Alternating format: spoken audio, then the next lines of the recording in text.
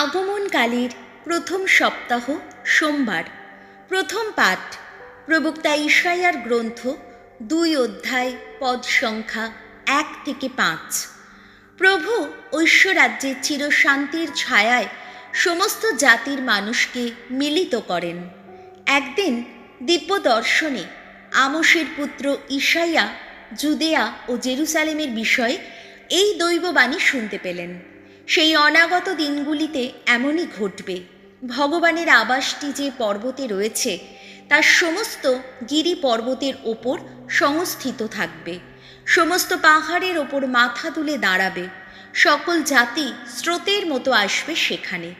বহু দেশের মানুষ এগিয়ে যেতে যেতে বলবে তখন, চলো আমরা গিয়ে উঠি ভগবানের পর্বতে, যাই যাকবের ঈশ্বরের আবাসে। তাহলেই তিনি তার আপন মার্গে আমাদের দীক্ষিত করবেন, আর আমরাও তার সেই পথ ধরেই এগিয়ে চলব। কেননা সেদিন সিয়ন থেকেই তো ঘোষিত হবে সেই শিক্ষাবাণী, জেরুসালেম থেকে স্বয়ং ভগবানেরই বাণী। জাতিতে জাতিতে বিরোধের বিচার করবেন তিনি, বহু দেশের বিবাদ তিনি মিটিয়ে দেবেন। তারা তাদের যত তলোয়ার পিটিয়ে পিটিয়ে করবে লাঙলের ফলা, যত বর্ষাকে করবে ছাঁটারি, তখন এক জাতি আর অন্য জাতির বিরুদ্ধে তলোয়ার উঁচিয়ে দাঁড়াবে না, রণকৌশল আর শিখবে না কখনো। ওগো যাকব বংশ, এখন এসো, আমরা পথ চলি ভগবানের আলোয়। প্রভুর বাণী। শ্যাম সঙ্গীত ধুয়ো। গভীর আনন্দে যাব আমরা ভগবানের গৃহে। সেদিন যখন ওরা বলল আমায়, চলো যাই ভগবানের গৃহে, আমি তো সে কথা শুনে আনন্দ পেলাম। আমাদের সবার চরণ এসে থেমেছে এখন তোমার তরুণ দ্বারে, হে জেরুসালেম। ধুয়ো। গভীর আনন্দে যাব আমরা ভগবানের গৃহে। এ জাতির যত গোষ্ঠী, ভগবানের সকল গোষ্ঠীর মানুষ এইখানে উঠে আসে। ইসরায়েলের প্রতি দেওয়া নির্দেশ মতো সবাই তো করতে আসে ভগবানের নামের গুণগান। এখানেই প্রতিষ্ঠিত আছে সেই বিচার আসন, দাউদ বংশের সেই রাজ সিংহাসন। ধুয়ো। গভীর আনন্দে যাব আমরা ভগবানের গৃহে। তোমরা এই প্রার্থনা করো, জেরুসালেমে সুখ শান্তি আসুক। বলো আজ, তোমাকে যারা ভালোবাসে তারা কুশলে থাকুক। তোমার এই প্রাকারের অন্তর্দেশে সুখ শান্তি বিরাজ করুক। তোমার বুরুজগুলি হোক নিরাপদ। ধুয়ো।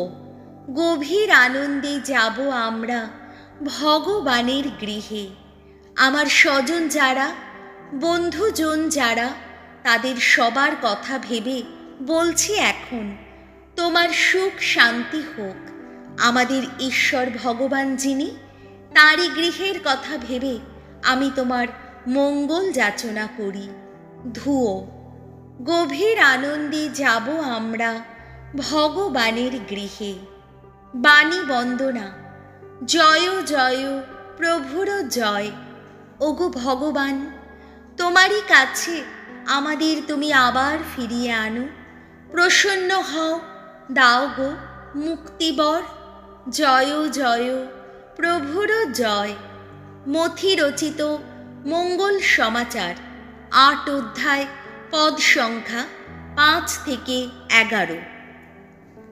পূর্ব পশ্চিম থেকে অনেকেই এসে একদিন স্বর্গরাজ্যের সেই ভোজ সভায় পাশাপাশি বসবে। যিশু তখন কাফারনায়ুম নগরে প্রবেশ করেছেন। সেই সময় রোমীয় সেনাবাহিনীর একজন শতানী তাঁর কাছে এগিয়ে এসে তাকে অনুরোধ জানিয়ে বললেন, প্রভু, বাড়িতে আমার চাকরটি বিছানায় পড়ে আছে, তার পক্ষাঘাত হয়েছে, সে ভীষণ কষ্ট পাচ্ছে। যিশু তখন বললেন, বেশ, আমি গিয়ে তাকে সারিয়ে তুলব। কিন্তু সেই শতানিক উত্তর দিলেন, প্রভু, আপনি যে আমার ঘরে আসবেন আমি তার যোগ্য নই। আপনি শুধু আদেশ করুন, তাহলেই আমার চাকরটি ভালো হয়ে উঠবে। আমি নিজে তো কর্তৃপক্ষের অধীন, আবার আমার অধীনেও সৈন্য আছে। যখন একজনকে বলি যাও, সে যায়, আর একজনকে যখন বলি এসো, সে আসে। আমার চাকরকেও যখন বলি এই কাজটা করো, সে তাই করে। এই কথা শুনে যিশু মুগ্ধ হলেন। তার সঙ্গে যারা আসছিল তিনি তাদের বললেন, আমি তোমায় সত্যিই বলছি, এতখানি বিশ্বাস আমি ইসরায়েল জাতির কোনো মানুষেরই মধ্যে কখনো দেখিনি।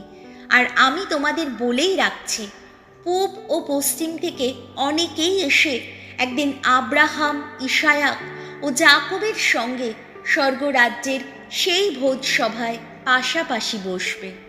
প্রভু যিশুর মঙ্গল সমাচার।